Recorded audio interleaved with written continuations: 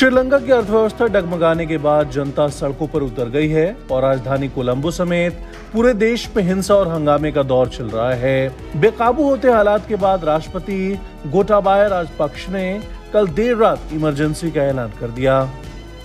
श्रीलंका में इन दिनों हालात बेहद खराब हैं। अस्पतालों में दवाइयां खत्म हो गई हैं।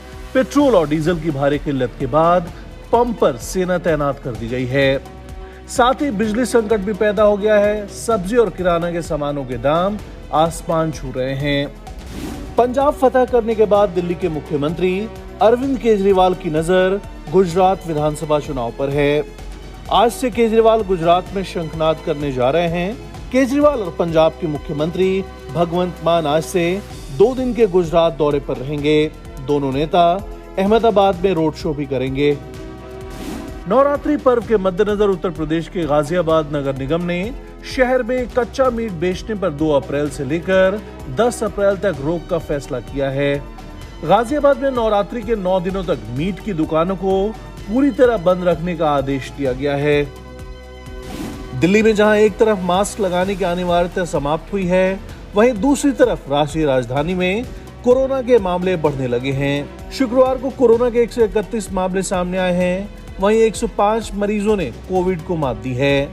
साथ ही एक व्यक्ति की मौत भी हुई है। देश में पेट्रोल और डीजल की बढ़ती कीमतों से लोग परेशान हैं। आज फिर पेट्रोल और डीजल दोनों ही वाहन ईंधनों के दामों में 80-80 पैसे प्रति लीटर का इजाफा कर दिया गया है। दिल्ली में 1 लीटर पेट्रोल की कीमत 102 रुपए 61 पैसे हो गई है।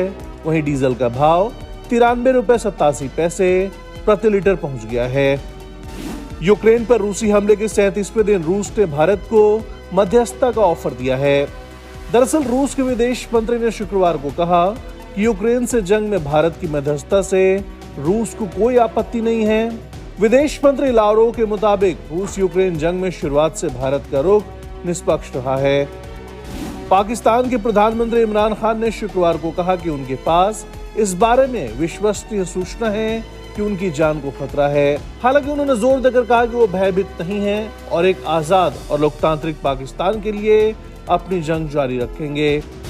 मुंबई के वानखेड़े में खेले गए आईपीएल 2022 के 8वें मुकाबले में केकेआर ने पंजाब किंग्स को 6 विकेट से हरा दिया। टॉस हारकर पहले खेलने के बाद पंजाब किंग्स की टीम 137 रनों पर ऑल आउट हो गई थी। कोलकाता नाइट राइडर्स की इस धमाकेदार जीत के हीरो रहे आंद्रे रसेल पर गाड़ी लेकर निकलते हैं तो ये खबर जानना आपके लिए बेहद जरूरी है, वरना इस महंगाई काल में आपकी जेब पर बोझ पड़ना तय है। दरअसल दिल्ली में 1 अप्रैल से लेन ड्राइविंग नियम को लागू कर दिया गया है, जिसे फॉलो न करने पर ड्राइवर को 10,000 रुपए तक का जुर्माना या 6 महीने तक की जेल हो सकती है। अब सवाल है कि क्या है लेन ड्राइविंग नियम। लेन ड्राइविंग मतलब अपनी लाइन में वाहन चलाना, यानी भारी वाहनों वाली लेन में सिर्फ भारी वाहन ही चलेंगे। इस लेन में दूसरा वाहन खड़ा हुआ तो क्रेन से हटाया जाएगा। किन वाहनों पर लागू होगा लेन ड्राइविंग नियम। 15 दिनों के लिए बसों और माल ढुलाई के वाहनों पर यह नियम लागू होगा। डीटीसी और क्लस्टर बसें स्टॉप पर बनाए गए बॉक्स के अंदर ही रुकेंगी। नए नियमों के तहत बस ओवरटेक नहीं कर सकेंगी। नियम उल्लंघन पर दंड क्या है। बस ड्राइवरों पर पहले अपराध के लिए 10,000 रुपए का जुर्माना लगेगा। दूसरी बार अपराध के लिए भी जुर्माना लगाया जाएगा, लेकिन तीसरी गलती के बाद उनका ड्राइविंग लाइसेंस निलंबित हो सकता है। नियमों की अनदेखी पर 6 महीने की जेल भी हो सकती है। आप भी अगर 2 व्हीलर या 4 व्हीलर लेकर बस लेन में घुसते हैं तो जुर्माना लगेगा। 2 व्हीलर या 4 व्हीलर चालकों पर पहला जुर्माना 5,000 तक का हो सकता है।